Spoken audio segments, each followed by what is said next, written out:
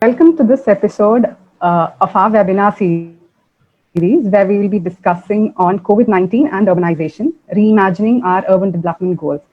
This webinar is brought to you by Center for Public Policy Research, Kochi, in association with Chinmaya Vishwavidyapith, Kochi. I am Prasida Mukundan, Senior Research Associate, CPPR Center for Urban Studies.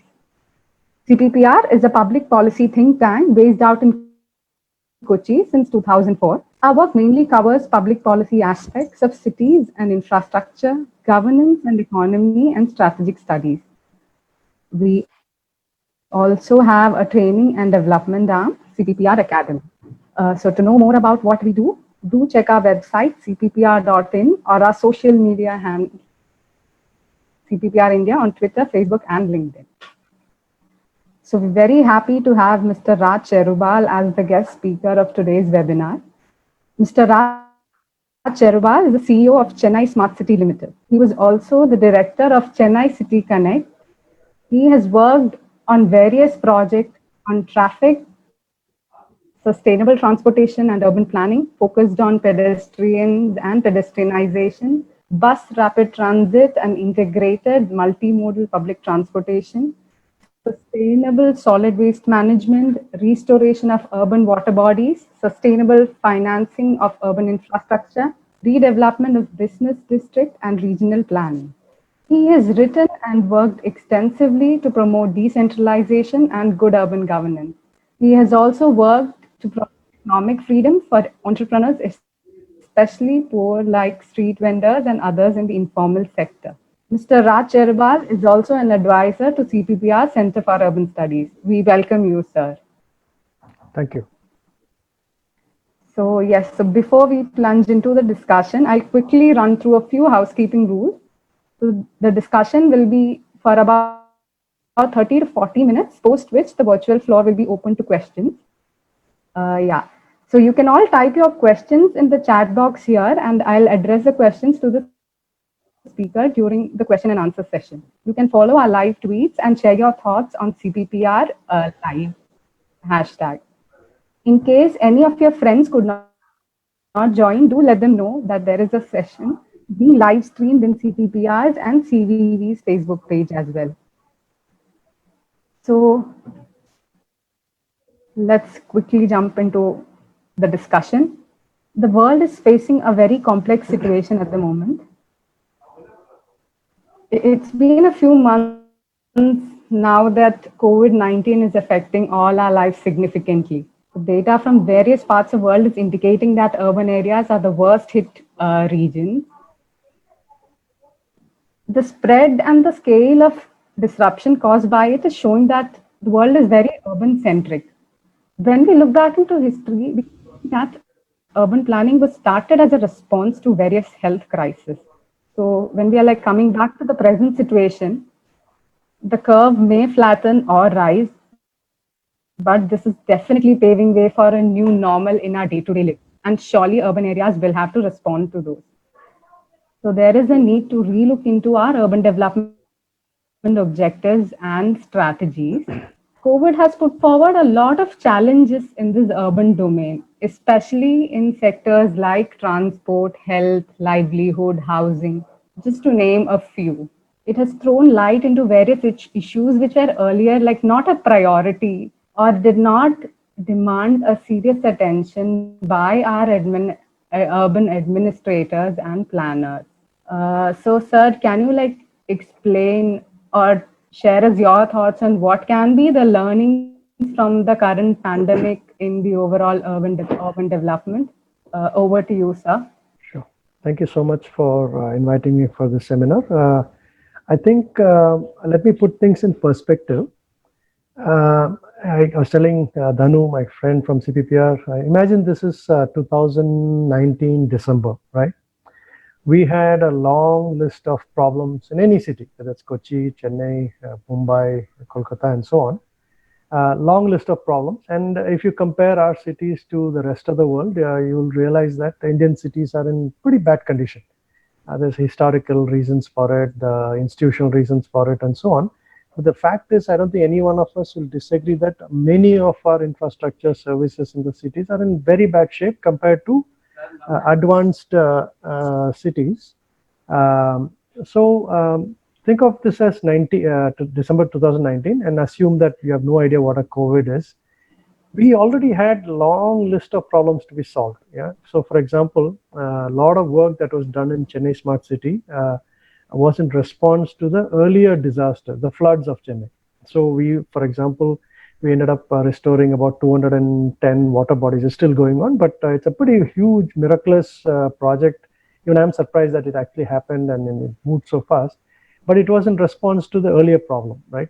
So in December 2019, what did we have? We had pretty much every problem we can think of: water problem, pollution problem, flooding, drought. One year it's flooding, another year it could be water shortage. Transport is not good enough. People have to crowd in buses and trains to get places. So I think it's a sobering thought that even without COVID, we still have not, it's not like all our cities in the last 4 months of the lockdown suddenly has become Paris and London or Berlin or Tokyo or Singapore. Even without any COVID, we have a ton of problems to solve, and none of those problems have disappeared. So tomorrow when the traffic is back, then so-called normal, the new normal is back, people are still going to get into their cars and drive up and down because there's public transportation improved. You still can't, with any great confidence, go and drink water from any other taps in your house or in the office like you do in a foreign country without worrying that you'll get into some serious problem. In many of our cities, some cities like Kochi and Chennai may be better, but in many cities, urban poor, for example, will still have to live in so for example, healthcare may not be as good as in other places. Slums still exist. We still haven't been able to figure out how to improve the living conditions of poor, and so on. So none of the problems that existed in December has been miraculously solved today. But on top of that, now we have this whole issue of COVID, and how do we deal with the issues of COVID, distancing, sanitation, and so on. And not to depress the audience, but I would argue that there is the whole climate change issue, which I don't think we have talked about much. And I suspect that COVID may hopefully make us think more about climate change, talk more about climate change, and actually do something about it. But I would look at all this as an opportunity. See, sometimes crisis forces us to think, forces us to act, and some other cities, including Chennai, I'm sure Kerala reacted in a very interesting way, good way, because of the floods, because of the various issues Kerala has faced. Surat, long ago, there was a plague, and Surat reacted in a very positive way and tried to solve a lot of the problems that was pending for a long time. So I would be a little bit optimistic. I would say that let us use this crisis, unprecedented crisis in our lifetime, to learn from our past, learn from others. And I always, in every seminar, talk about leapfrogging. And I'll just quickly explain. Other cities in this world, whether it's Hong Kong, which has been around for, I think, 60, 70 years or so, as an international well-known city. So like I was saying, quickly I'll suggest, I was talking about the leapfrogging part. We cannot, Yes. The point is simple. San Francisco, maybe 300-year-old, I don't know, maybe 100, 200-year-old. London is very old. Chennai is very old city, obviously. Mumbai is very old city. But the other cities around the world have had, I think, a long time to think and build very, very slowly, because those days the speed was lesser, and you make mistakes, you learn from it, and so on. Think of Chennai, Kochi, Mumbai, etc., and we already have millions of people living in our cities. We have like unbelievable amount of problems to solve. So I think we need to be using these kinds of crises, but also learning from others, think smartly, so that we can skip a lot of steps that others had to go through. Okay, I can get in. I'll quickly give you the example of a cell phone, where other cities had to, or countries had to go through copper wire and etc., digging roads. We have somehow managed to jump and get to the smartphone stage, whatever mechanism we use. But because of that leapfrogging, instead of going through the procedure that other countries went through for many, many decades, we leapfrogged, and we got to a point where now Even poor people have phones and their lives are better off because of those phones. Whether it's an expensive phone or a cheap phone is a secondary issue. Point is, the communication has reached public by leapfrogging. So the question all of us need to ask is, what is the equivalence in governance, in urban governance? How can we learn from others, learn from ourselves, learn from each other? But we don't have 50, 60, 100 years to sit back, relax, and take one topic at a time and gently discuss it and so on. We need to move fast, and it's going to get far more complicated because not only are we talking about multi-disciplines like water, transport, etc., those kinds of verticals. Now there are other cities are already talking in terms of circular economy, where the water vertical is connected to the transport vertical, is connected to energy vertical, and so on. Then if you add resilience and carbon and climate change into it, it gets even more complicated. So the task may look very daunting, and it may look like our cities may never be able to do any of this stuff. But I look at it as a positive example, opportunity for us to learn and leapfrog when it comes to governance and deliver a good quality of lifestyle for rich and the poor and the middle class and everybody in the city. But I think it may be a good opportunity for us to move forward. Yes, sir. So you were mentioning about how we can interconnect these verticals. So is smart cities taking any measure to interconnect these verticals? If so, sir, if you could throw light. Sure. I think, people sometimes we start debating the idea of what is smartness, etc. I would look at it this way. Look at London, right? London has something called the Transport for London, which is not a bus company, which is not a train company, which doesn't run an auto rickshaw, but it is a layer on top of these other transport companies. And the question you need to ask is why TfL exists in the first place. Similarly, there's something called the Land Transport Authority in Singapore. And instead of transport, it could be same principle could be applied for water or anything else. But the point is, look at I'll give you a good example quickly. Okay, there's a junction, and in a typical junction, let's say there's a huge congestion. An advanced country, let's say in Indian city, what do? We say, let's put a flyover there, And the reason is that's the level of thinking we are able to do, and the road belongs to, let's say, a corporation, and corporation only does road, for example. The bus company is somebody else, the metro rail is somebody else, the control of parking may be somebody else, or maybe it's a corporation. So what the corporation says is, oh, there is a lot of pressure to put a flyover there, let's put a flyover, right? What an advanced country would do is to step back and say, wait a minute, flyover means you're simply taking the problem from here and dropping it over there. It's like taking garbage from here and dropping it somewhere else. An advanced country will step back and ask, where does that congestion come from? Did that congestion come from, let's say, T Nagar to Anna Nagar or Anna Nagar to Velachery? So they'll analyze all this, and then they'll say, bus company will say, look, I only know how to run buses, right? I don't care about the junction. The road guy will say, look, I only know how to put tar and footpath. I don't know anything about buses. And bus guy will say, look, metro rail is somebody else. And this is true in every city on earth. It's not just a third world country or developing country problem. This is why that layer exists on top. Layer exists on top says, I know there are problem is not this department or that department's problem. It's an interdepartment problem. It's a city problem. So let me study it. And then that TfL says, look, the bus company, you need to put 30 more buses in this route. It'll tell the corporation that, why don't you do parking charges? Because parking charge is like a stick for the bus, which is the carrot. So every transport you have carrots, which are the facilities you give, nice facilities you give the public. The stick is the punishment for doing bad behavior or discouraging you from taking your car out. It could be congestion charge and so on. So bus company can't do congestion charge. Bus company can't do parking charges. The metro rail can't do tarring of the road. So the interdepartment coordination problem is solved by the TfLs of the world, which also, by the way, does two very, very critical pieces. One is that they do the common planning. The common planning, again, like I said, bus can't do planning for the corporation can't do planning for the metro rail.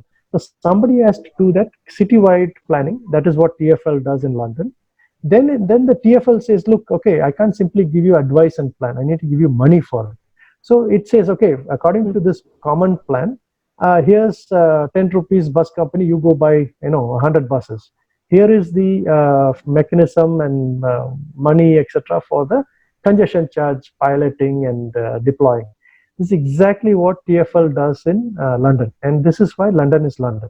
So similarly, every advanced city has a layer on top that does the common planning and tries to figure out how do you do the common financing, etc. The implementation can be done by the individual departments. That bus company does its buses, road guy does the road business, but they are all working as per one plan. And this is, in a nutshell, the problem of India. There is no such mechanism in Indian cities to do any these kinds of things I just mentioned. Even if it exists, nobody listens to them, or the institution doesn't have any teeth. They can just keep advising, or they create plans, but they don't have any money to give to anybody. And if you don't give money to the department, they're not going to listen to you. Why should they listen to free advice?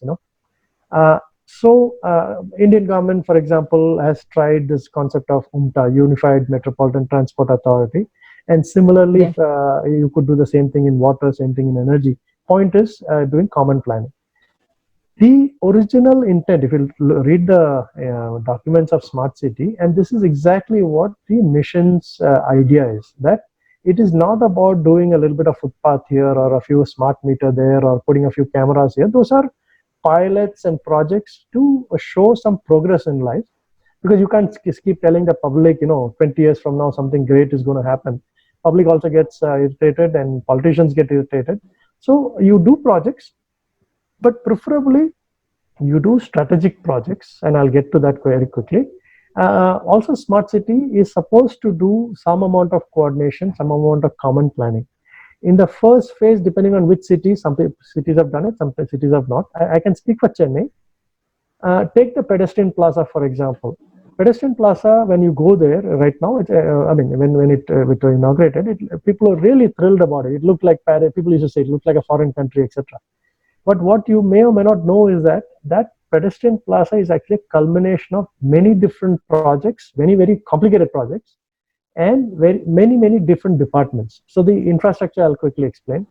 In the plaza, there are ducting on the sides. So one of the perennial problems in India is that you put a road today, somebody else comes and digs it up tomorrow, and it's unavoidable that you dig because the pipes are old. You may have to put new pipes, new wires, and so on. So digging is fine. Everywhere in the world they dig. But advanced cities, what they do ducting. They do ducting for stormwater drain. They do ducting for electricity wire, and ducting for OFC. All this exists in the pedestrian plaza. So idea is that next many decades, you don't have to dig up anything. You just put the new wire into the ducting and you don't have to dig anything. Plus, what we've done in pedestrian plaza is that we've given rider sewage and rider water. The point being that today in most cities, when a new building is built or some new connection is required, they will dig the entire road and footpath to get to the main chambers, main lines, which means you dig up the road, you destroy the pipe, you don't do a good job. And what you do is you end up not doing the proper connection, and then leaks and all happen. So in Chennai, what we have done is we have given rider sewage and rider water so that new buildings can connect to those pipes. They don't have to dig up the road. It's as good as any advanced country. So that, think of it this way: we had to work with the water department, we had to work with the transport department, we had to work obviously with the corporation. All these different departments came together and made that thing, the plaza, happen. And very importantly, not only is the plaza for public to hang around and so on, there is also a massive parking project, which is a very sophisticated project using artificial intelligence, camera, and so on. That project has been implemented. That's been integrated with the plaza. There is a very complicated public bike sharing project that got implemented in the plaza. Then, for example, parking. So shopkeepers used to wonder, okay, if you do this, where are people going to park? So for 10-15 years, the shopkeepers have been asking for a multi-level car park. That is part of the plaza. Then what we did was we also said, okay, the cycling plaza, etc., gets integrated with the bus depot, integrated with the metro rail station that's nearby. So in a small way, even though it's only 1.4 kilometers, in a small way, all these different things we talk about in various seminars, that you need a common plan, integration of various departments, coordination among departments. So all this was done in the plaza. So similarly, there are other projects I can get into if you're interested later. But the point of Smart City Chennai has always been that some projects are standalone, that's fine. But many of the projects are actually integration of various departments and ideas and projects.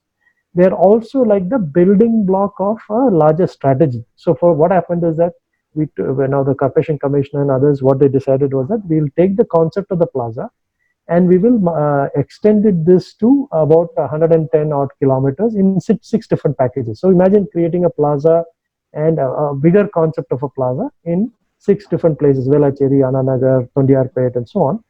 So this project is not simply a standalone project. This is not just a random project. It is actually become a part of a integrated project that needs to be scaled and multiplied into various other parts of the city. And in my opinion, probably this is the only way any city in India is going to improve, because we don't have the ability to suddenly one day take up the entire city and completely make it into a Paris or a London. We can't do that. So the smart cities mission's idea was very simple. Some projects you do across the city. Our parking project, our command and control project, cycling project, it's done across the city. It is not simply in T Nagar. But Smart City Mission also said that in every city, whether it's Kochi or Chennai, you take one area. In T Nagar is the area in Chennai. You take one area big enough where you do all kinds of interesting projects, so that when you go to T Nagar or wherever it is, people see a difference. See, one of the frustrations, all these things, while we focus on infrastructure and so on, what we need to remember is that the morale of the people, morale of the government officials, morale of NGOs is very low in India. And this is why a lot of things don't even get taken off, because we are convinced that nothing is going to happen, nothing is going to change. We come up with all kinds of excuses, and some of them are good excuses. So I think I look at many of these projects as saying, look, when after having spent all this money, public, official, politicians, everybody should have a change in the morale to say, you know what, if we can do this in T Nagar, why can't we do this in Tondiarpet? Why can't we do this in Ananagar? In fact, that's exactly what happened after the inauguration of the plaza or the water body projects and all we've done. Till inauguration, people were very upset that, what kind of stupidity is this? What kind of, why would you reduce the road space and, increase the footpath and so on? A lot of complaints were there. But slowly the officials and shopkeepers, everybody worked together to slowly get to the inauguration. The moment inauguration happened, the whole conversation changed. Then the conversation is not that Chennai people are not good enough, or we can't do it, or we're not competent enough to. The conversation became, how come we're not doing it in front of my house? How come you're not doing it in my locality in the city? How fast can you do it? The pressure on the politician is now to go and do it in various other parts of the city. So it's a very, very positive change. And to come back to your original question of planning and integration, in a big enough project, but not so big that we can't handle it at all. In a big enough project like a plaza, a lot of those theories were put into practice and proven on the ground that, look, in India also, with a lot of pain and suffering, you can get it done. Now that we have gotten this done, the system also has learned, okay, these are all the complicated, painful processes we need to have, standards and so on and so forth. Now let's start scaling to the other part of the city. So I think it's been a very positive experience. Yes. So also, I think during the current times, the COVID times, integration of urban transport is actually a very crucial step that is to be taken, because a lot of possibilities, a lot of chances of people to shift back to the tendency of using private transport is also existing. Yeah. So I would use context, this as a very positive opportunity to go even more aggressive in public transport. Let me explain quickly, because it's a very important point you bring. I saw some articles where said everybody should be driving around in a car and so on. I think it's absolutely silly, because I think for 3 months we sat at home, and I think people are imagining some alternate reality out there. I think when people start stepping out of their houses, they'll start realizing that we are back to same where we are. And also, it's not like before COVID, everybody had all the millions of poor people had money in their bank sitting around to buy a car or a fancy bike to ride around. It's not like our roads have suddenly become bigger and nicer so that more cars can jump in and happily drive around. Already in many parts of our country, in cities, you can't even get to one place to another during peak hour. It's already congested. It's already unbelievably polluted. So this idea that everybody is now going to jump into new cars and everybody's going to buy a car and everybody's going to fly around in a helicopter, etc. I know it's probably frustration talking. I know it's the panic talking, but I would look at it a completely opposite way. So, for example, Chennai has 3,500 buses, right? In December of 2019, if you had asked any of the experts and transport experts, etc., depending on who you talk to, they would have said Chennai needs minimum of 6,000 buses to 12,000 buses, depending on who you ask. Different people have different calculations. So this is, I'm saying, without touching the share auto. Share autos, as per CPPR itself, I mean, the CPPR should take a lot of pride in this studies they've done in Chennai. Share autos, this was many years ago, carries, I think, 20 lakh trips or something a day. Okay, this was long back. Now it's probably even higher. MTC used to be carrying around 50 lakh trips a day. And its share has actually come down. MTC has actually come down, but but still, they do a pretty decent job compared to other cities. So in Chennai, if people are to go in a civilized manner, and I would argue that every bus in Chennai or Indian city should be an AC bus. Why should the poor or rich in Indian city in a hot, humid country go in a crowded, un-AC, non-AC bus? Every should be AC bus. In COVID situation, you can argue AC should be not recycling, it should be virus filters, whatever. I'm not an expert on that. Point is, okay, you need 6,000 to 12,000 buses last December of 2019.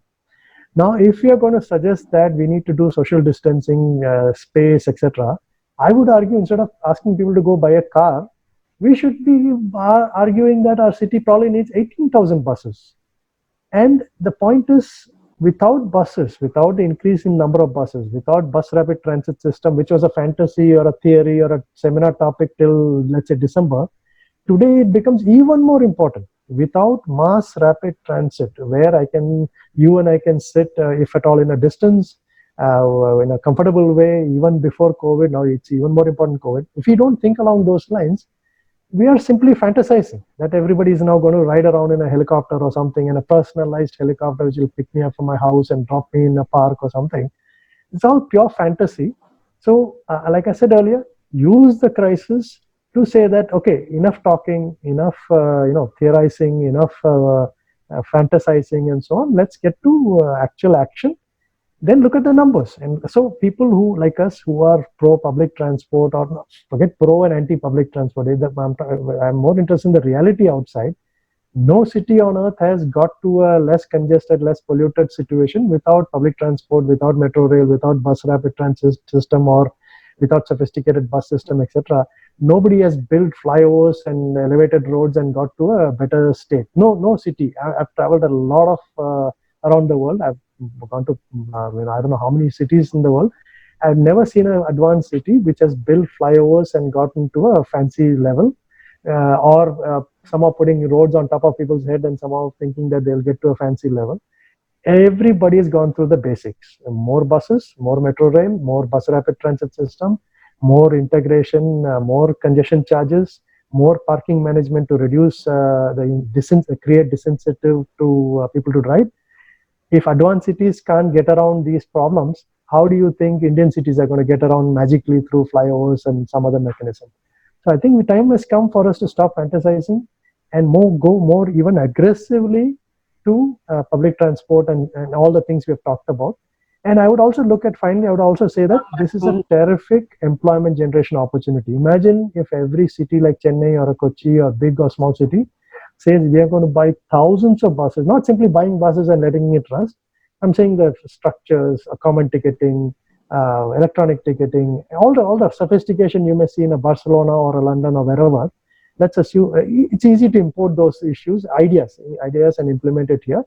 But imagine if every city were to, instead of saying let's go buy cars, which only rich can afford, imagine if every city in India, there were 100 smart cities, starting with 100 smart cities, there are hundreds of towns, thousands of towns and so on. If we are to start buying thousands and thousands and thousands of buses and start taking this issue seriously, imagine the boost it will be to industry, imagine the boost it will be to job creation, especially in the COVID situation. I think these are things that all our governments should be, at all levels, should be starting to think. Right, sir. Very, very interesting point.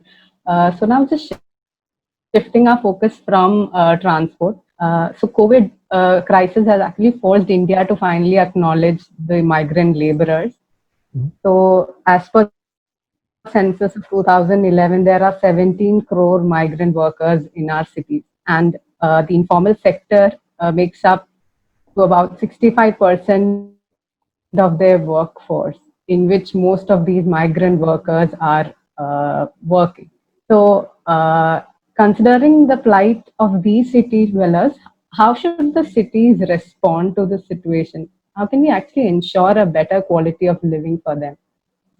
Okay, Can you I like think throw some light on that sure. aspect?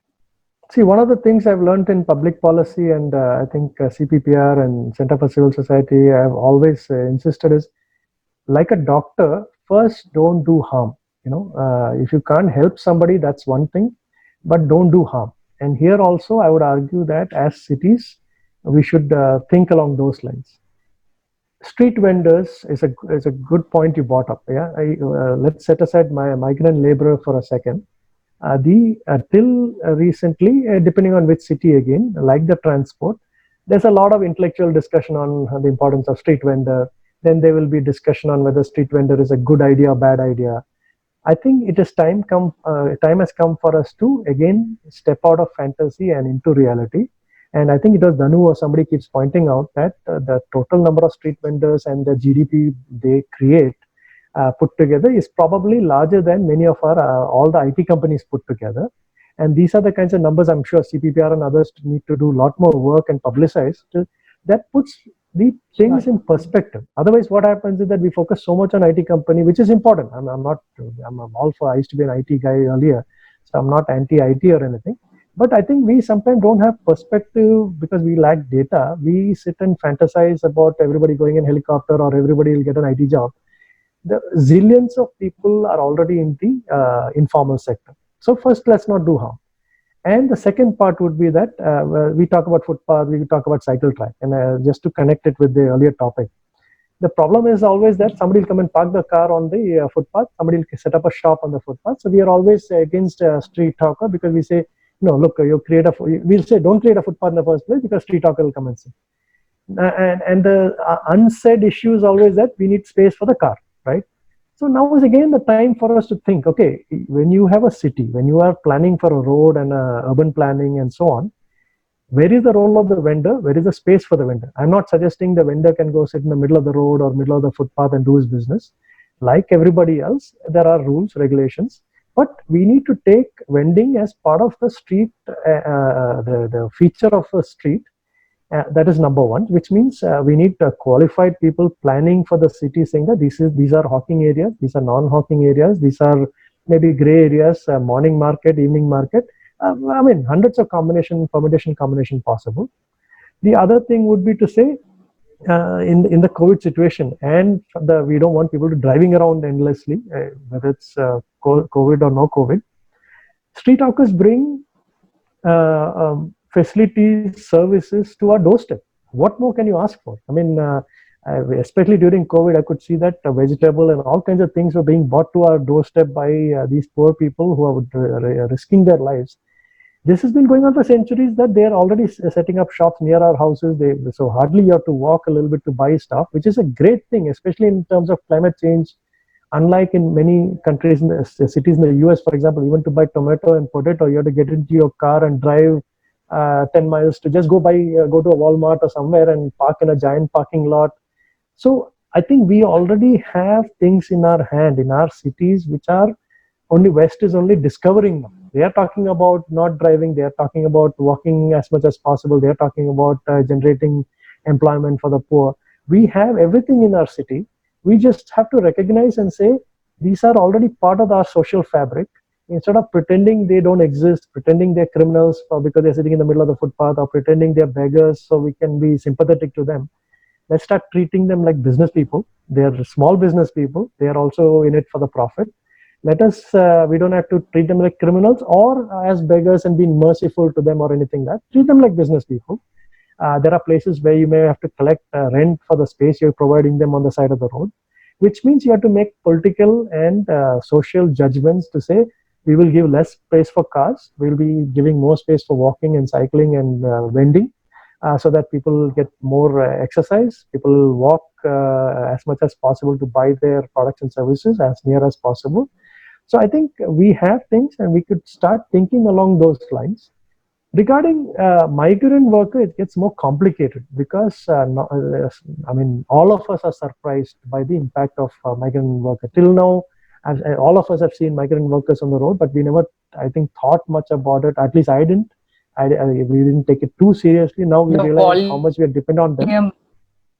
And the issue also is there are issues of, let's say, housing. When we are struggling with providing housing for slum dwellers, etc., the question becomes, how do we provide housing, temporary housing or permanent housing for migrant labor?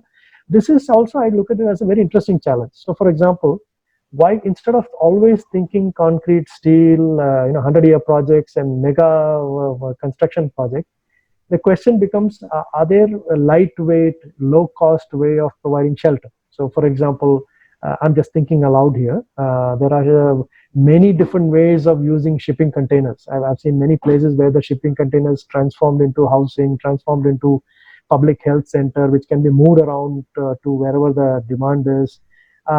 So I know many architects and many interesting people who think along these lines, right? So is there a strong, sturdy alternative to brick and mortar and concrete, which always takes time, land acquisition, all kinds of issues come up. So I think now that the problem is staring seriously at our face, maybe it is time for us to think alternate ways of housing. See, housing is important, not the house, right? So maybe we want to think differently, saying instead of providing a house, how do we provide shelter and housing which is comfortable given our climate and given our humidity and heat? Is there a way to low-cost cooling, make sure that their life is better, make sure that they have sanitation, toilet, police station nearby, schools nearby? How do we make sure that their children are getting education, even if they are not sitting in a, let's say, a so-called traditional school building? Is there another way of providing them with advanced super-duper education? So I think this with technology, and I'm not just saying technology for everything. I'm the least technical kind of guy. Planning is important, but I think with the amount of technology and opportunities out there, I think we could treat this as an opportunity for us to start thinking very differently to how to solve these problems. Yes, so that's a very interesting point that you put forward.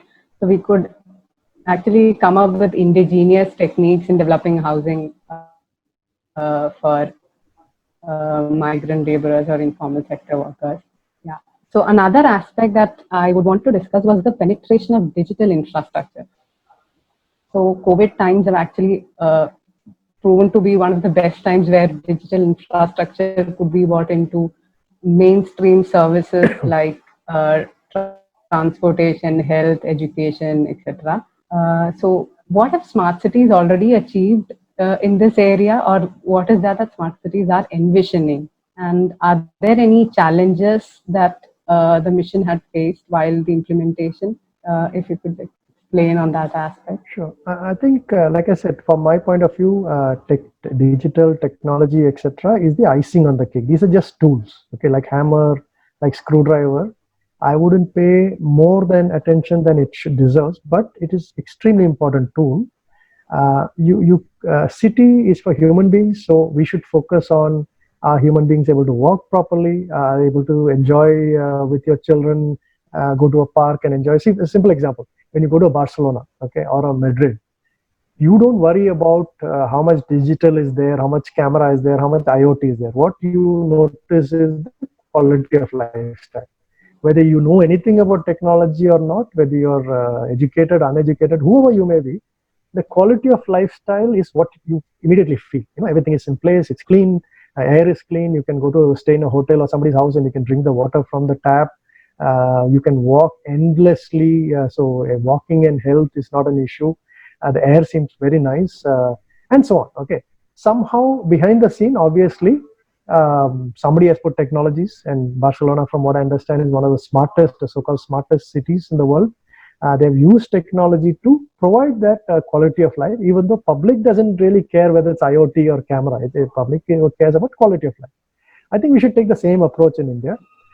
Smart city wise, obviously there's a lot of emphasis on technology, IoT, cameras, and so on. So in Chennai, for example, there's a command and control center. Simply put, if you're a commissioner of a city, if you're a mayor, if you are a general public, if you're an engineer, you're not interested in data per se, right? You're not interested in Excel spreadsheet. What you want to know is, what decision do I take? If a tree falls somewhere, what am I supposed to do as a commissioner or as a regular person or as an engineer? You don't want to know how many trees fell. I mean, how many trees fell is one thing. You want to react. And very importantly, what we were also thinking is that how do you proactively start solving problems so public doesn't even feel the problem. Like, for example, if today it's going to rain, can we start predicting where the potholes are going to come from? And can we fix the potholes so public doesn't have to first fall into the pothole and then take an app and then take a picture and then complain and then do a dharna and then fix the pothole? Is there a mechanism to proactively fix the pothole? Or, for example, if today is going to rain, tomorrow, let's say there's going to be waterlogging, third day there's going to be mosquito, right? And so instead of spraying mosquito insecticide or whatever all over the city, can we target it based on data? So I'm just throwing some random examples to point out how we can leapfrog from reactive mode to a predictive mode to a little futuristic mode. So those are the kind of things that we were exploring. Then there are, for example, when we eco-restored 200 odd water bodies, which is like I keep saying, it's a simple Guinness Book of World Record kind of thing for me. It's amazing that it actually happened. But we Indian citizens are cynical by nature. I wish we'll be more skeptical, not cynical, skeptical. Public does ask the right question. That is great. You're fixing the water body. But who's going to monitor this? Who's going to keep an eye on it? It's going to go back to a garbage dump within a few days. So what's the point of wasting your time and energy doing this? So we looked at it and asked ourselves, okay, there's limited resources possible in the city. It's not like every engineer of the city can go around taking picture all day long or collecting water sample all day long. They have million other things to worry about. So is there a technology way to solve this problem? So for example, you could use drones, you could use satellite technology to keep an eye on the water body. So from satellite, if there is a square on the ground, and if that square becomes a rectangle or a triangle, the analytics can figure out that something is going on over there, right? It can figure out if somebody is building a house or a temple or a mosque or a church or something in the water body. The analytics can figure this out. And imagine the commissioner, mayor, engineer of the zone, etc., gets an alert every day saying that, look, everything is good, except here something bad is happening. So for example, drones can now not only take pictures, but they can even land on water, take a water sample and give you information about the quality of the water. So instead of expecting human beings to go every day and keep taking water sample, can we automate some of this thing? So the possibilities are endless to not simply buy fancy technology and put it out there, but to actually make a difference in the lives of citizens, a difference in the way we do governance, a difference in the way of increasing efficiency, because we are always going to have limited money, limited staff, and especially with COVID and whatnot, most cities are running out of money. So I think technology becomes very important from that point of view. So I think we need to de-glamorize technology and ask ourselves, okay, what is the problem we're trying to solve? Can we scale instead of making one man or one woman run around the city or do something? Is there a way to automate these things? So from that perspective, a lot of different technology projects are happening on the ground. Like I said, parking management.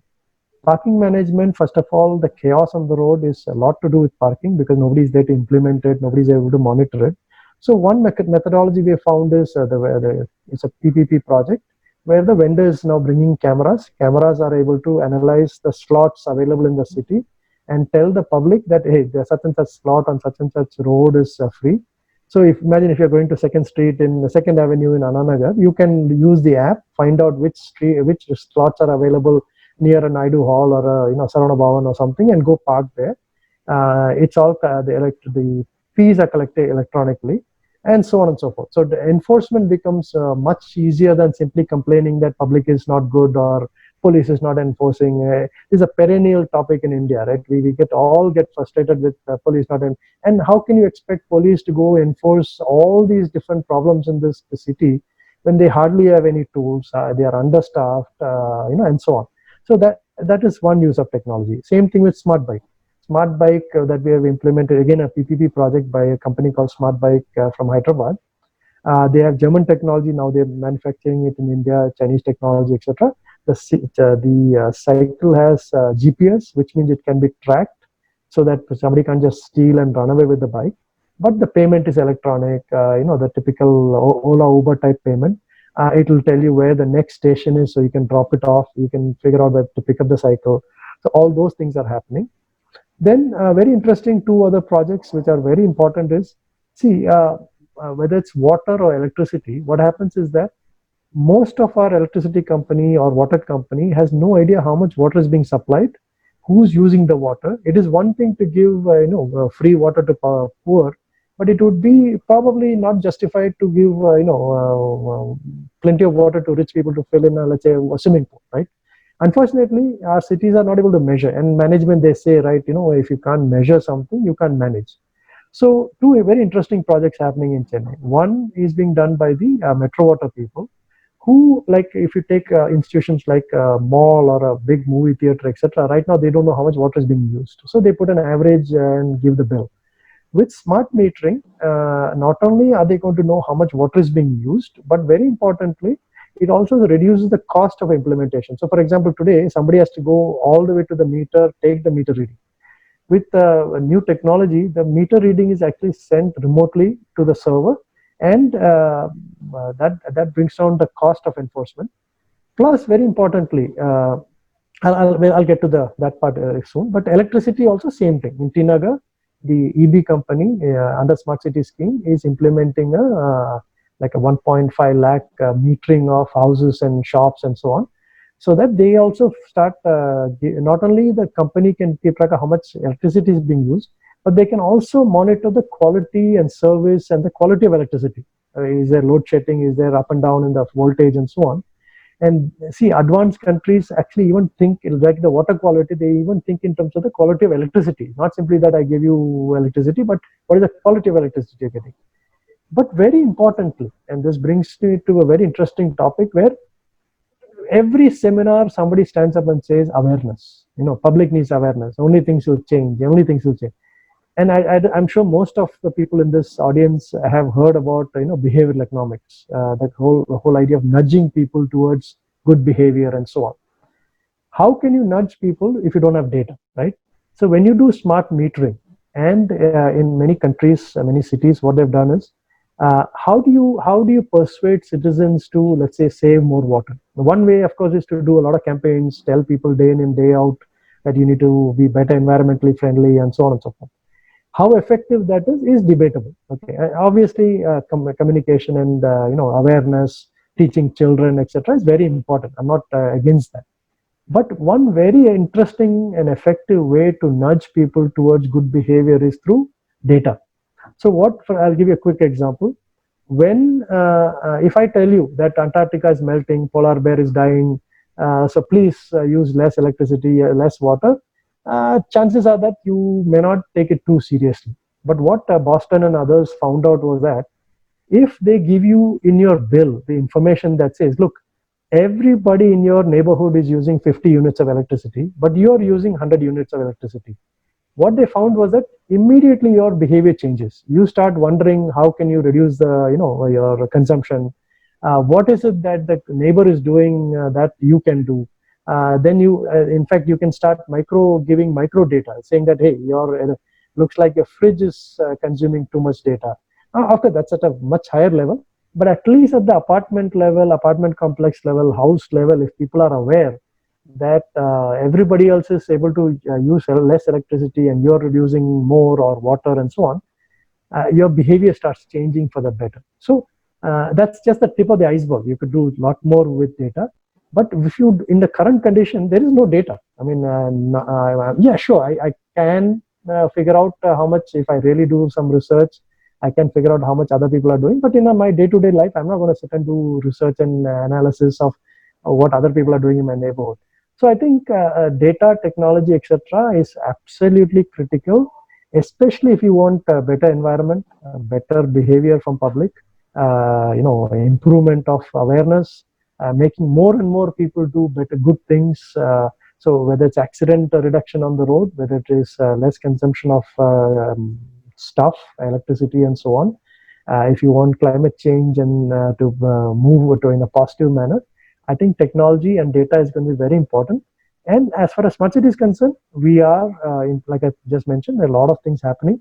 There's a whole discussion on data monetization. How do we do more data and analysis and so on, so that public also can be aware of what's going on in their neighborhood and participate better. So these are all just the starting points. We have a long way to go. But I think among all the 100 smart cities, there's quite a bit of interesting work going on. Yes. So just to add or just to take one point from what you've just discussed, that you mentioned a lot of private agencies have been involved in such projects. A lot of technological support is required. So what is the reason behind that? Is it that our ULBs or our government system is lacking technological or technical capacity, or is it because of the funding process that we are involving more private Not at all. So for example, private. I'll give you a non-technological thing. Like, for example, if you want to tar the road, it's the simplest and the oldest thing we ever do in the city, right? If somebody wants to tar the road, I doubt if any city in India, Chennai, I can speak for Chennai. Chennai Corporation doesn't have a tarring company. It doesn't have a tar manufacturing company. It doesn't have a road roller company. So it gets a contractor, a private contractor, and whether the road is good or bad depends on how you set up the RFP, what is it that you're asking from the contractor, what are the checks and balances to prevent bad behavior and a shoddy job or corruption, etc. So you can either get a fancy Singapore road or you can get a terrible road, depending on how much you are willing to spend. And more than spending, what are the standards you're using? What are the methodologies you're using? So I would argue that increasingly city needs to focus on those kinds of things. What kind of standards you set? What does the public want? If you want a fancy road which will last for 30 years, what does Singapore do? What does Bangalore do? What does somebody else do? Learn from it, set standard, etc. But the actual implementation, I don't think any city on earth, especially Chennai or any of the advanced city, I don't think they have a million staff sitting around waiting to put roads. I think over the years we have learned that that's a very inefficient way of running a city. So I would argue that the same thing happens with respect to technology. So take a technology, for example. When I said a camera, whether it's for security purposes or for parking management purpose, the camera has something called, maybe it may have edge analytics, where the camera itself has the ability to do artificial intelligence and analytics and tell you what happened. And I'll give you quick examples to clarify this. Or the camera may take the feed, it will send it to some cloud somewhere through various sophisticated wires and gears and switches and so on. And then the central server may sit and do analysis to tell you what you want. So a quick example, enforcement. So in T Nagar, one of the things we've asked for is, when the plaza was built, the public was very happy, but at the same time they were worried that what if somebody comes and parks the car on the footpath? What if somebody throws garbage on the footpath? What if somebody places a shop and starts selling, a vendor comes and sells? These are the typical concerns. And the argument was that you people never enforce anything. So what's the point of doing all this stuff?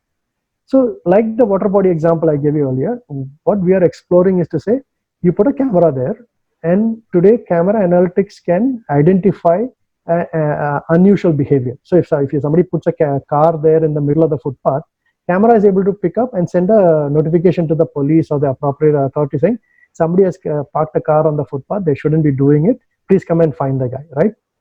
Now ask yourself this question. These sophisticated cameras, it is not the job of the Chennai Corporation to sit and manufacture cameras. So I can go through a long list of computer, cloud, switches, etc., which is not the job of Corporation of Chennai or the Metro Water or the Electricity Department to sit and do that, right? So this is where you set up a project so that n number of private companies, or it could be a government-owned company. It could be a BSNL or a Keltron and so on. In fact, one of the projects here being done in Chennai is being done by Keltron, which is a government company. But the point is, from a ULB point of view, ULB cannot do all these things. It's like me, I don't manufacture my own smartphone, right? I go buy in a shop because my job is not to manufacture a smartphone. My job is to attend a seminar, let's say like this, and it's a completely different job. So I think there is the question is how much knowledge does the ULB have to set up those RFPs, tenders, etc., so that we can get the best solution in the end for the public, outcome for the public. We are representing the public, and the question is, what is the concern of the public? What is the facilities and infrastructure public wants? Whether it's government or private is a secondary issue. The question is, you're the guardian of that RFP, the tender, etc. And how do we learn from other cities and get the best outcome out of it?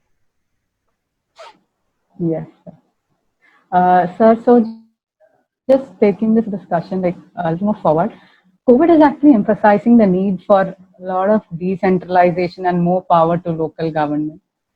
Speaking in this context, what are the governance challenges faced by our local government, especially when an SPV like smart cities are functioning parallel to its function? So can you explain that part, the challenges? Very probably the most important question. First of all, in Tamil Nadu, the way it's been set up is that the SPV is actually inside the corporation. So it's not a parallel organization. And I don't believe in the parallel organization because just because one CEO and 5 people got hired into the SPV doesn't mean we can replace 10,000 or 1 lakh staff of the corporation, which has been functioning for, let's say, 100, 200 or n number of years. So it would be very silly for me or you or somebody to come and say, okay, now we're going to take a bucket of paint or a few buckets of tar and go fix Chennai or some other city. So very smartly, the bureaucrats who set up the smart city missions in Tamil Nadu has set it up as that we are like first of all, a funding agency, so that we talk to the electricity department or corporation or somebody else and saying, look, can we do this particular project? And like I said earlier, we also act as a planning body to some extent in a limited way, right? Sometimes what happens is that the fact is that many of these Indian corporation or other government agencies don't have the ability to do sit back and think and do fancy homework and so on. That's what the Smart City Chennai at least has done. We have a set of interesting people. We also have a network of NGOs, whether it's CPPR or ITDP or somebody else, the EFI and various other agencies, NGOs and so on, who have the expertise. The typical government agency is not able to sit and discuss for the next, let's say, 3 months, on and on and on. And this is the kind of in-depth discussion, iteration, etc., that takes to get to that RFP tender. And the RFP and tender is what government understands, right? So that capacity doesn't exist. And that is the role that Chennai Smart City has played. We brought in knowledge, we brought in translating that into RFPs and so on, and helping understand the technology. Because if you say any particular technology, there'll be thousands of vendors, and every vendor will come and confuse you, saying that their product is the best. So somebody has to sit back and start, thinking very objectively as part of the larger plan and where all these things fit in, and tell the agency, look, here's the money, here's the RFP, etc. Now go ahead and tender. In some cases, for example, last 2 tenders, Smart Cities itself is tendering on behalf of the corporation or somebody else. But the Smart City is never like a standalone thing which is going and doing whatever it wants. Our board, for example, has not only Corporation Commissioner is the chairman of the board, but we also have Deputy Commissioner as the MD. We have Secretary Municipal Administration as one of the directors, and so on.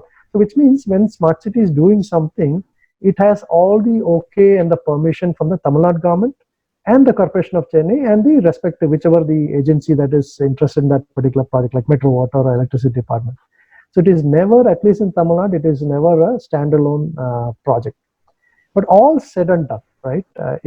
Assuming if you were to ask me, if there was no concept of Smart City, if you were to ask me what should India do, my only answer would have been decentralization. no amount of government schemes, government missions, no number of CEOs or engineers, PwC, Deloitte or PMC, project manager, whatever you want to call it, right? No amount of consultants can transform city in the long run compared to decentralization. And like I told you, right, one of my first statements was, look at what Hong Kong, look at what San Francisco does, etc. And they are all decentralized cities which existed even before sometime the country existed. Or let's say, take this example of San Francisco. I suspect that in 18 something, most people of San Francisco didn't even know who the president of the United States was, but they will know who the mayor is. And if the mayor doesn't clear the road or clean up the garbage or something, he or she would have lost the job. Yeah. Same thing with Singapore is a different example because it's a city state, so it is concept of decentralization exists. Take China, and another extreme example would be China. We always think of China as one big country, one centralized country, but surprising even to me, Chinese cities are far more decentralized, far more self-contained, with a mayor, with powerful local government, etc., than any Indian city can talk about. So for all the talk about democracy here, I would argue Chinese cities are far more decentralized, right? So we Indian cities are not going to go far unless we decentralize, unless we have the ability for the cities to make mistakes and learn from it, ability of cities to start thinking what is the best way for them to raise funds. So for example, today, Indian cities are entirely dependent on states and center for their money, which means they have to keep getting permission for every little thing they do in the city. This way, we are not going to go anywhere. Okay, I would go one step further and say 1991 liberalization, for example, even though it was an economic liberalization, the consequence was that state governments got a lot of powers. There was a dramatic decentralization, whether it was planned or not. States earlier used to be completely dependent on the center. Center has to tell them what to do, what not to do. Today, the states are competing with each other to attract businesses, to figure out what the public wants, how to deliver, how to raise funds, and so on and so forth. And we are better off as a country because of that. Kerala is competing with Tamil Nadu, is competing with Bihar, is competing with everybody's competing with everybody, and that way we can use our natural advantages on the ground. Kerala is very different from Tamil Nadu, is different from Bihar, and build on that natural advantages we have on the ground. And different people have different thoughts, and even in districts they may have different demands and so on. So unless we decentralize, you can't expect a few people at the center or in the state capital to be able to run hundreds and hundreds of cities, thousands and thousands of towns, and lakhs of villages sitting in somewhere far away.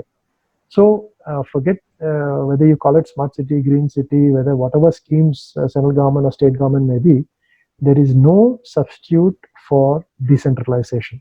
And without that, we are not going to go anywhere.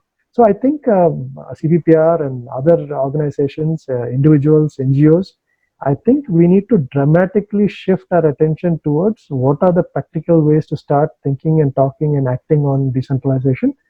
That doesn't mean decentralization is the panacea or silver bullet for all our problems. Some people will argue that, look, hey, if you decentralize, you're simply decentralizing corruption. My point is, so what? That local people will then take, there is corruption in Chicago, there's corruption in New York City, there's corruption in Tokyo. The local public has to then take charge and, get rid of the bad guys, put in good people, and so on and so forth. That's a local problem. So a point in a nutshell, we have no substitute for decentralization. Sooner we do it, we will get to a better place. Yes, sir. That was an interesting discussion that we had. So I think we are running short of time. So can we skip to the question and answer session? Absolutely, yeah. So we have a question from Ishita Kirti. So she's asking, given the success of TFL as a blanket organization, if smart cities implement intelligent transport system and invest heavily in electric transport infrastructure, do you think it will pave the way for more data-driven policies? Also, will the creation of a separate smart city SPV undermine the confidence of municipal authorities? I think the second part you've already mentioned. I think I addressed the second part. See, so simple example. I think Yes. the Tamil Nadu government has taken this concept of TFL very, very seriously, and building on the success of various projects that Chennai has done and various in the pipeline. We are now implementing something called the intelligent traffic system across the city. I'll throw some examples so you get the context of it. KfW, World Bank, etc., trying to fund electric buses on one hand. They're trying to fund, various scaling of the plaza, for example, and so on and so forth. Okay, and some of the PPP projects. If you put all this together, is what a TFL would have done. And of course, they've done far more. They've done congestion charges, they've scaled it, and so on. So Tamil Nadu government is very, very keen that Chennai, we scale all this. But Tamil Nadu government also understands very clearly that unless you have a concept of a TFL, TFL is basically a bureaucracy. I mean, it's not like it's coming from outer space or something. It's just a layer of technocracy, bureaucracy, headed by political leadership, by the way. It's not like some consultant is sitting there and telling something. The proposed CUMTAS, Chennai Unified Metropolitan Transport Authority, is headed by, the proposal is that it will be headed by the Chief Minister. It will be headed by other political leaders so that they will represent the public and the public's demands and aspirations. But to take that and translate it into actual reality on the ground, you need technocracy, you need bureaucracy, you need specialized staff, and this is exactly what TFL has. I think TFL is headed by the Mayor of London, if I understand it right. But in Indian condition, that may or may not happen anytime soon. It may be more of a Chief Minister. So I would say that TFL-like situation is almost there in Chennai. There is a CUMTA, but it's not very effective. So the idea is to give it teeth so that the budgeting can be done through CUMTA, so that the individual organizations will listen to the common plan. And the CUMTA's job will be to sit on all the things we just discussed, common plans and capacity building for the city and so on and so forth. So yeah, I think that dream is pretty near realization. I hope it will happen soon. And from what I understand, World Bank is also extremely keen to get into a so-called partnership with the city, which is not like itty-bitty project here and there. It's saying that let's take Chennai and make it into a shining example for the rest of the country, if not many other parts of the world, by integrating all these projects under the leadership of the political leadership in CUMTA and so on. So all these things is getting here very soon. So whether smart city is part of CUMTA or whether corporation is part of CUMTA is a separate debate. Obviously, Corporation of Chennai, being a very key institution of Chennai, is already part of the CUMTA. What role smart city plays, etc., is a different issue. But the point is, these are all same players, same departments, etc. The structures like TFL is missing, and that is coming in Chennai, hopefully soon. Did I answer that question properly? I assume I did. I think you have answered that question, Okay. sir. Now, can we skip to the next question? So we have a question from Mr. Jacob Isho. He was the retired chief town planner of Kerala. So he is asking, do you think urbanization will slow down, or what could be the impact on rural areas due to urbanization? So I think, urbanization started from the cavemen, Neanderthals, from what I understand. I'm not a historian, but urbanization, so-called civilization, from what I understand, the word civilization itself comes from the word cities. So whether we like it or not, urbanization, I don't think it's going to change much, because this is not the first time world is having a pandemic. There have been far worse. The Spanish flu, etc., has been millions of people died. So it's not like this is the first time we're facing it. So urbanization is here to stay. And what kind of urbanization we're going to have, I suppose it depends on the different parts of the world. What I can see happening in Chennai-like condition is that earlier there were discussion 20 years ago, 10 years ago, the discussion used to be, can we have satellite towns? Can we create many cities in Tamil Nadu, many cities in Kerala?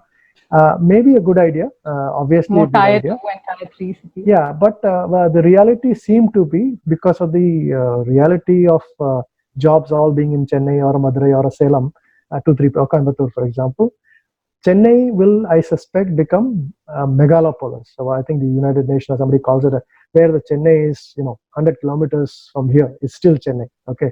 When I was a kid, Chennai used to end, my house where I stay today used to be a scary place to go. today is one of the fancy places where everybody wants to go hang around there, right? And as we speak, the city is going on further and further towards Kanjipuram and so on. I suspect Kochi is going, same thing may happen. Because see, urbanization not only provides jobs, but it also gives people entertainment. There are so many things more than simple job or water that people live for, and lockdown is clearly showing, right? If you say, so if you're stuck inside the house without entertainment and whatnot, people go, it's not something human beings look forward to. Uh, what will happen to villages? I'm no expert, but I suspect that lakhs of villages in India, from what I understand, there are no human beings in those villages. This is my understanding. Okay, maybe I'm completely wrong. I've heard that there are a lot of empty villages. Now, I would, before people get frustrated about that idea, I would differentiate the two. There is distress migration and there is voluntary migration. I am all for voluntary migration. If somebody wants to go from Chennai to Coimbatore or Coimbatore to Kochi, or go back to a village, or come from a village to a big city, we should be free to do so. We are human beings. We have the freedom to do it, and I really, really defend the freedom to move back and forth. And there are many IT people I know. I have friends in IT who wanted to go back to village and start organic farming. Please do. I am all for it. But what we should be concerned about is the distress migration. And a lot of the current lockdown migration is also, I think, falls to some extent into that category, where things are so bad in some village that whether they like it or not, they have to quit there, leave their families behind, or take their families, little children, come and live on footpaths and slums in unsanitary conditions and so on. That is a serious concern that all of us, I'm sure, share, and that we should do everything possible to stop it. Which means through whatever decentralized and other mechanism, if you have to give good facilities in villages and have other economic tools like Narega and so on, where where we are able to give good lifestyle living conditions in the village, so that people who want to live in a village should be free to live in a village. Only people who want to come to a city should be able to come. That's a huge problem, I understand, but we have no choice but to deal with it. And I'm assuming Narega and all those are steps towards that. We have a long, long way to go, unfortunately. But I would request all of us to keep those two different kinds of migration in mind, and not because I've heard of people talking about passport to a city like China has, right? You don't allow anybody to come into a city. You've got to have pretty much a visa to come to a city. I don't want to live in a world like that. I wouldn't want to be in a world like that. I don't want my fellow citizens to have visa to come and visit Pedestrian Plaza of Chennai. So you're all welcome, by the way, to come to Chennai and enjoy the plaza. But in a nutshell, yeah, urbanization is here to stay. I don't think no COVID, nothing is going to stop us from urbanizing. So if we are proactive and forward thinking, let's anticipate urbanization and make it a great success of humanity. Right, sir. So we'll take the next question. So the next question is from Mr. Balakrishnan Chandrasekharan. He's a research fellow at CPPR. He's a research fellow, and his domain is urban ecosystem and skill development. So his first question is, how do we make the urban local bodies prioritize urban housing for migrants, poor people, street vendors, etc.? As usual approach through politicians, NGOs seems to be not worked. That is his first question. And I'll also read out a second question. That is on how to bring reforms or make more transparent system for tendering process in cities. In my experience, it's really bad in Tamil Nadu, even compared to states like Bihar. I don't know which state is better or worse in tendering. See, like all simple example, I mean, a very glib answer would be there is no substitute for checks and balances, right? We have gone from much worse to better now. I'm pretty sure all of us agree that as a country, maybe not everybody agrees. As a country, I think many of these systems are far better today than what it used to be. So, for example, there's a Tender Transparency Act of Tamil Nadu. If that is not like a written in stone, but it's a pretty stringent way of doing tendering. And I'm sure everywhere in the world, the people will always try to find a way around it. So a simple example, the way I feel calm about these things is because I read history, and I've read the history of New York City, I've read the history of London, and those guys about 100 years ago could have taught us corruption. Okay, they were so good at it. I'm not. I'm saying this as a joke, but the point is, they didn't. It's not like everybody in New York City or New York State were all angels and they all became better, right? Checks and balances, fighting, dharnas, NGOs, civil society. There's no substitute for all this. It's a painful process, and we have to think in terms of institution. And one quick message will be that in many developing countries, because of frustration, probably we put a lot of emphasis on individuals, how individuals should be better. I'm not against people being individuals being better. Yes, we should be better. But if we are going to get anywhere, we need to start thinking in terms of institutions. Just because I am a nice guy doesn't mean everything is going to get better. Just because you are clean and nice doesn't mean anything. It's the institutions that run cities and societies, right? So we have to, all of us intellectuals, etc., need to spend time figuring out how to do, improve institutions. With respect to, see, there is another problem in all this. A lot of corruption, when people blame corruption in city, and I'm sure a lot of people do, I always blame the capacity of the city. So a lot of incompetence, a lot of mess that I see around in my country, my society, my city, I don't immediately jump and say it's all because of corruption. There is corruption, okay, but the capacity of the city to do anything nice, anything good, anything, whether it's public participation, whether it is a good road, or whether it is a hi-fi camera, the capacity is so bad, and I think we are totally, as citizens, we are underestimating the problem. I can sense the frustration of the audience in this seminar, but I think we are completely underestimating the level of lack of capacity of our cities. I'll bring it down to this level. Our city doesn't have the ability to figure out how high the footpath should be. We are talking about hi-fi stuff. Even today, I'm sure Kochi debates whether it should be 6-inch or 8-inch or 4-inch, right? I'm oversimplifying. The point is, we have to build a capacity of the city. I don't have an easy answer for this. And if anything, the smart city of Chennai has done and succeeded is to raise the level of understanding of these topics inside the government and outside the government, right? Now, public is going to start asking that, hey, if Tinagar has a fancy looking footpath that looks supposedly is going to last for 30 years, why are you doing this nonsense in front of my house? Already people are asking, by the way, okay? Already the expectation of the public has gone up. So I think there are many techniques for doing this. One, I would say, thought through piloting, so that public, instead of simply saying, Chennai can't be done, suddenly people are saying, wait a minute, if you can do it there, why can't you do it here? And also building the capacity of the city to start asking for higher things. So instead of giving a garbage road for 100 rupee, a good road may cost 1,000 rupee, right? Which means, how do you spend that 1,000 rupee? Like somebody I saw the question coming up about ducting and all that. These are not complicated. These are not easy topics, right? So when public and the officials and all start expecting more, doing more, proving more, I think then the demand will be to start fixing the accounting system, start fixing the monitoring system. Like I said, if earlier water body you fix, somebody can easily put a house and steal it away. If you start putting checks and balances in place, it becomes difficult to take that water body away. That's how societies improve, and there's no easy route. There's no easy way of doing it. My reading of history is that it's a painful process, and we have no choice but to participate and go through the pain.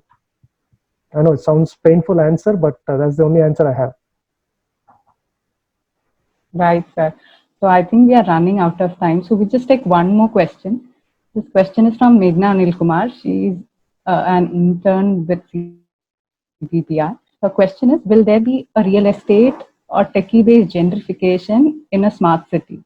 Will smart cities attract a younger population only? On implementation, will it be inclusive of the people living currently in the city? I also saw a question that said, will it increase the prices and so on? I think no, not at all. Absolutely. I mean, Barcelona, simple example. Yeah, Barcelona is considered one of the smartest cities. And for that, let me explain what smartness to me means. Smartness to me is environment smartness, governance smartness, and social smartness, right? Which means if you build a park, the question you need to ask is it better for the environment? Are you discriminating against people who can't go into the park, or are you putting a fees there and saying, hey, you can't come into the park unless you pay 100 rupees every day? and so on and so forth. Those simple questions, whether it is a so-called smart city or green city, blue city, whatever you want to call it, doesn't matter to me. When you do services, infrastructure, etc., the question is it for everybody? And I can confidently, there's something which we are all very proud of, and pretty much I can't think of one Chennai smart city project that is only for the rich. In fact, it's the other way around. There are groups which have never been catered to or very little attention given. So, for example, when you create a sensory park, it's a very, very popular park. It is meant for children with special needs, especially poor. Anybody can go in, so nobody's going to stop another child from going in. But it's a very beautifully designed park meant for people with children, especially children with special needs. Same thing for plaza. If a poor person today needs some space, he or she can go to Marina Beach. Nobody's going to ask you for a fee there. Or you have to go to a mall. Do you think they let poor people into a mall? But in a plaza, nobody's going to ask you who you are, what you are. You can walk up and down. In fact, you will see an unbelievable number of children running around. Some rich kids, some poor kids. There are equipments for children. You can see really, really poor children, sliding up and down the slides, hanging up and the play equipments. Point is, it all depends on what you're trying to achieve, or what are your goals, what are the standards you're applying, political standards, social standards you're applying, not just technical standards. So I can tell you that, and I'll leave it with this. If you look at the ease of living standards that the Smart City Mission has come up in Delhi, if you go through it, I'm very proud of that document. I was also part of that, but the people in Delhi, they spend a lot of time and effort doing it. If you go through it, you will pretty much never see the word technology in it. Okay, it's all about, are people able to walk? Are people able to drink the water in the tap? Are people breathing clean air? And so on and so forth. Is it disabled friendly? Is there access to the infrastructure? Is it only for people who can walk and jump? What about a person in a wheelchair? So if you look at the city from that point of view, it doesn't matter what the scheme is called, or project is called, or whether it's called smart or unsmart. Like I said, all the technology is secondary. Smartness means better planning, but planning requires you to do technology, GIS, mapping, this and that, which may be fancy technology, but still comes down to basic. Whether 200 years ago somebody used paper and pencil to do planning, or whether you use GIS today to do planning, planning is planning, right? You don't want certain water bodies to be destroyed just because there is urbanization. You want certain places, if you allow people to set up houses, you ask that basic question, is it only for the rich, or are we giving housing for the poor? And I mentioned earlier, now we should start asking, instead of going the traditional route of building giant slum development houses, are there alternate ways of giving houses? Because we can't simply think the outdated way of, say, building 30-story apartments and saying we'll put poor people there. Then very importantly, you start thinking in terms of maintenance. If you're going to give, let's say, a park or housing, let's say you build a 5-story building for poor people. Where do poor people have money to maintain the lift, for example? How can you create a 10-story, 5-story building without a lift? If my mother, for example, is living in the 5th floor, and if I'm poor, she can hardly walk 2 steps. How do you expect her to climb 5 stories to get to the 5th floor, right? Which means you need to have a lift there, which means who's going to maintain the lift? So as you can, I hope what has come out of all this conversation is that the sheer lack of capacity of our city to think through the problems. So when you create a place where you're going to displace, some projects you displace poor people, for example. You take all the poor people from the river bank because there's no choice, high court order, or you're redeveloping. Some people agree, some people don't agree. But sometimes you have to take water into consideration and saying, look, you can't have housing here. You may take all the poor people and give them somewhere else. Now, which is okay if you provide amazing transportation for them. So imagine if a maid servant can take the metro rail. Okay, yeah, it is not as easy as going 5-minute walking. Let's assume a very cheap but amazingly effective metro rail that takes you 15 minutes to your work. She still may be a maid servant, but why not she go in a fancy transportation system to the place of work? A fisherman. So a fisherman is a bad example because there's a lot more than, Or for example, when you put the poor people there, why? My question to some of the officials has been, if a hi-fi builder builds a building without any facility, would you buy that apartment? You wouldn't, right? That builder would have thought about a school nearby, police station nearby, security camera, and so on. So if you're going to spend money on, we think about the same thing. And it all comes down to basic, again, planning. So if you have, let's say, 10,000 family of housing for poor in a particular area, can we look at the flooding of it? Can we look at waterlogging of it? Can we make sure that we tell the bus company, we're going to put 10,000 families here, you better do surveys and you better come up with fancy AC buses so that poor people can go fast in metro rail, or metro rail is a future problem. But let's say metro rail, you tell the metro rail as planners saying, look, you need a future metro rail station there so that it can be connected to the rest of the city. Police, you need to put up police stations there because like any other human being, crime and security is an issue. Schools, government schools and private schools, for example. And sometimes I found that it's even sillier. Sometimes we have poor people housing without telecommunication towers. So poor people have phones in these housing complexes, but they have no connection because Airtel or a BSNL or a Vodafone doesn't have towers, right? How difficult, I mean, this is nothing to do with gentrification or, it comes down to basic planning. We have money. We always have money. If you can build a fancy 5-story building, I'm sure you can put a tower and a police station next to it. Again, comes down to us NGOs and intellectuals, etc., pushing the technocracy, pushing the politicians, pushing the bureaucracy to say, if you're going to spend $100, why not spend $200 and do more one time, and then help them think through the operations, help them think through the maintenance. And if you put a park, how are you going to maintain? If you're going to put housing for the poor, how are you going to maintain? And so on and so forth. This is exactly what Tokyo or Barcelona does. There's nothing unbelievably out of space kind of thinking that Tokyo or Barcelona does. This is what they've done. And they've learned this over hundreds of years. We have to learn this in the next maybe 2-3 years. Thank you, sir. So it was a very engaging and enriching conversation and discussion that we had. I think we should definitely take this forward because we have a lot more questions and topics to discuss. So, but time is not permitting us right now.